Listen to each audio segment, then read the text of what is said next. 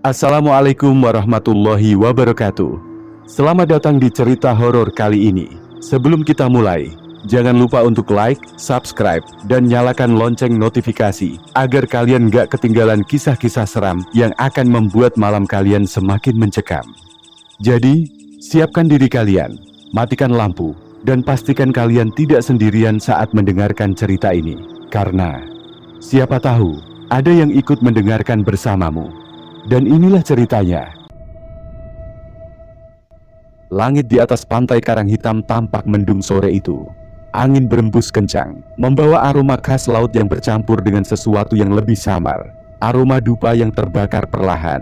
Ombak menghantam karang dengan suara bergemuruh, seolah ada sesuatu yang marah di balik samudera luas.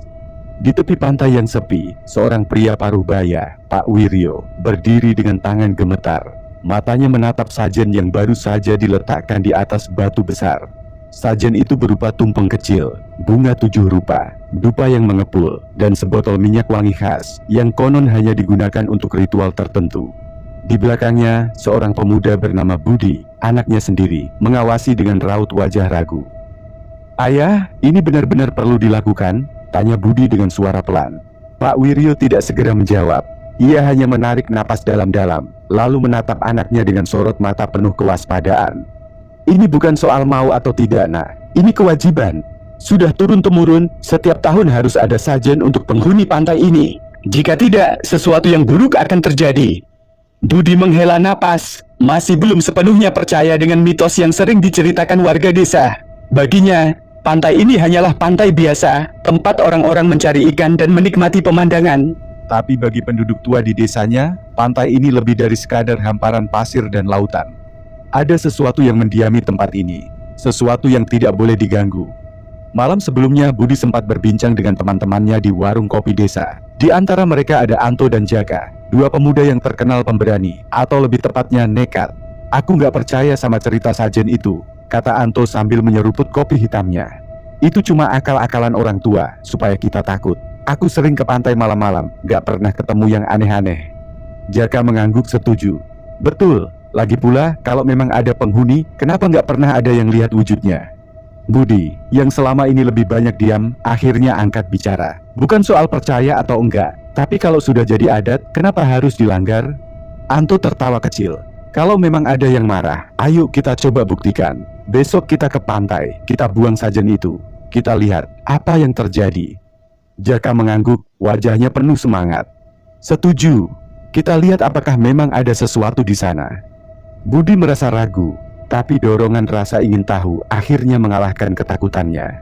Mereka bertiga sepakat, besok malam mereka akan kembali ke pantai, dan mereka akan menantang sesuatu yang seharusnya tidak boleh disentuh. Keesokan malamnya, angin di pantai Karang Hitam lebih kencang dari biasanya. Bulan tertutup awan, membuat suasana semakin kelam. Budi, Anto, dan Jaka berjalan menyusuri pantai dengan senter kecil di tangan. Mereka sampai di batu tempat sajen diletakkan. Sajen itu masih utuh. Dupa yang tadi siang dinyalakan sudah padam, tapi aromanya masih samar-samar tercium. "Nah, ini dia," kata Anto sambil terkekeh. Tanpa pikir panjang, ia mengambil sajen itu dan menendangnya ke pasir. Jaka mengikuti, menumpahkan minyak wangi ke pasir dan menginjak-injak bunga 7 rupa yang sudah terserak. Budi hanya diam. Ada sesuatu dalam hatinya yang terasa tidak nyaman.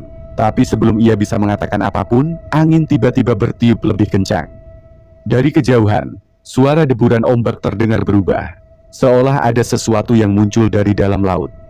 Tiba-tiba, senter yang mereka pegang berkedip-kedip, lalu mati bersamaan. Hanya kegelapan dan suara angin yang menderu.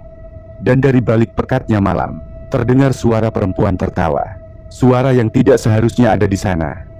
Tawa itu terdengar lirih, namun menggema di telinga mereka seolah datang dari segala arah. Angin semakin kencang, membuat dedaunan pohon kelapa bergesekan dengan suara berderak yang mencekam. Budi menelan ludah, tangannya mencengkeram lengan bajunya sendiri. Ia menoleh ke arah Anto dan Jaka yang mulai gelisah. Anto, yang tadi begitu sombong, kini terlihat pucat. Sementara Jaka mencoba menenangkan diri, meski terlihat jelas bahwa tubuhnya mulai gemetar. "Sial, siapa itu?" bisik Jaka. Suaranya hampir tak terdengar karena angin. Tak ada jawaban. Tiba-tiba, pasir di sekitar mereka bergerak. Seperti ada sesuatu yang bersembunyi di bawah permukaannya. Bru! Sesuatu jatuh dari pohon kelapa di dekat mereka. Seketika ketiga pemuda itu terlonjak mundur. Anto menyorotkan senter ke arah sumber suara. Meski cahaya senter itu redup, terlihat sesuatu di pasir. Seekor burung gagak mati, dengan mata melotot dan paruh menganga. Jaka berteriak kaget dan mundur selangkah, sementara Anto mulai mengutuki dirinya sendiri. "Oke, ini nggak lucu.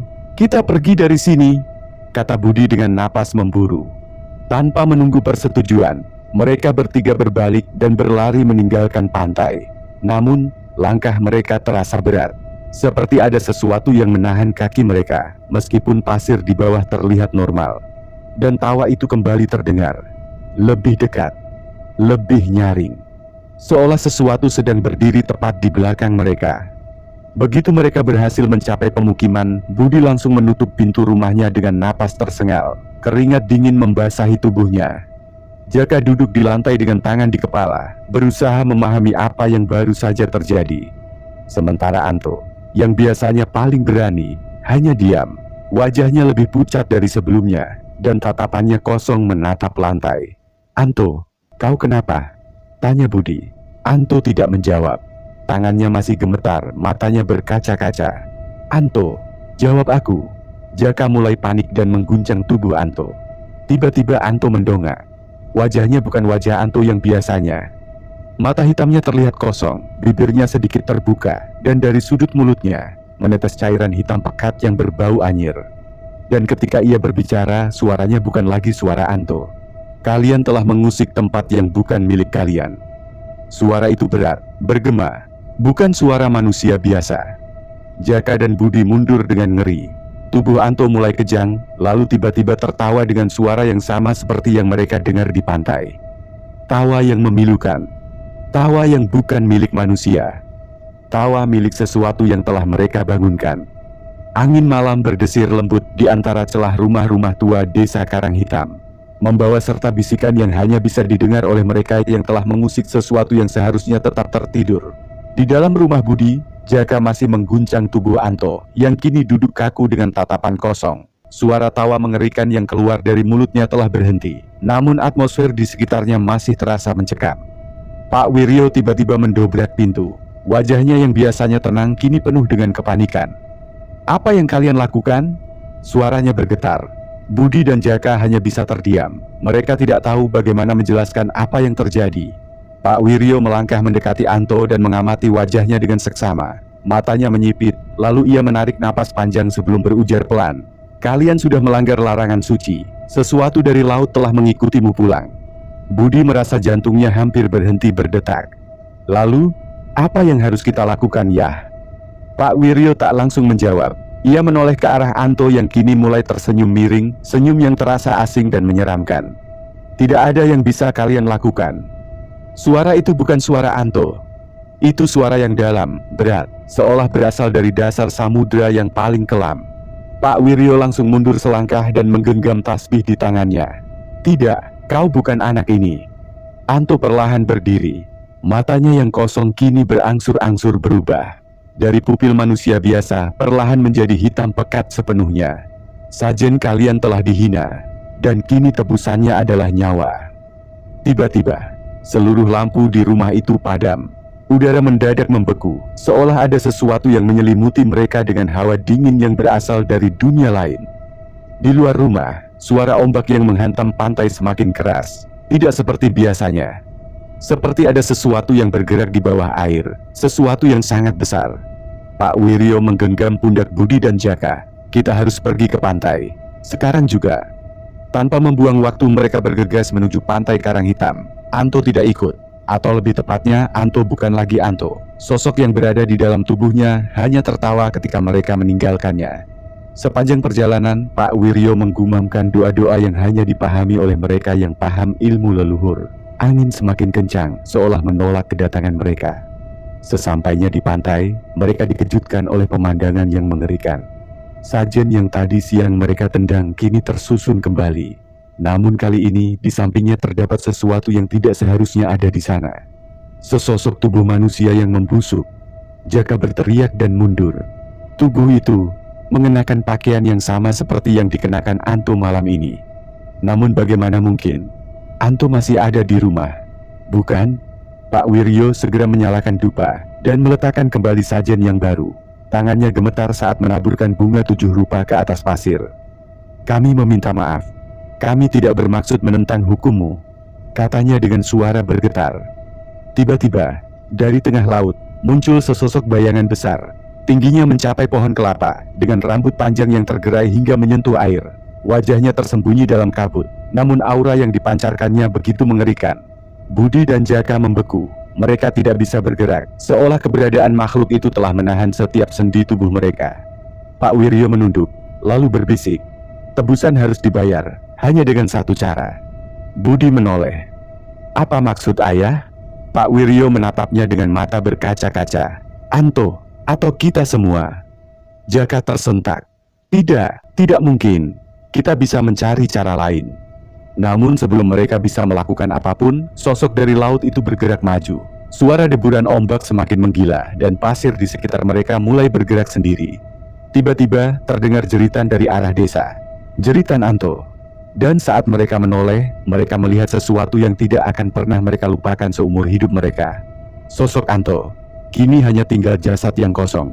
Wajahnya pias, matanya terbuka lebar dengan ekspresi ketakutan yang luar biasa. Bibirnya sedikit terbuka, seolah ingin mengatakan sesuatu sebelum nyawanya benar-benar direnggut. Di atas jasadnya, bayangan hitam itu perlahan menghilang. Laut kembali tenang. Angin berhenti berembus. Dan pantai kembali sunyi. Tebusan telah dibayar. Setelah kejadian itu, desa Karanghitam kembali tenang. Tidak ada lagi suara tawa di tengah malam. Tidak ada lagi mimpi buruk yang mengganggu penduduk. Namun, setiap tahunnya, sajen selalu diletakkan di tempatnya tanpa ada yang berani menyentuhnya. Budi dan Jaka tidak pernah lagi menginjakkan kaki di pantai saat malam tiba. Mereka tahu, ada sesuatu di sana. Sesuatu yang seharusnya tidak diganggu. Dan mereka telah belajar dengan cara yang paling mengerikan.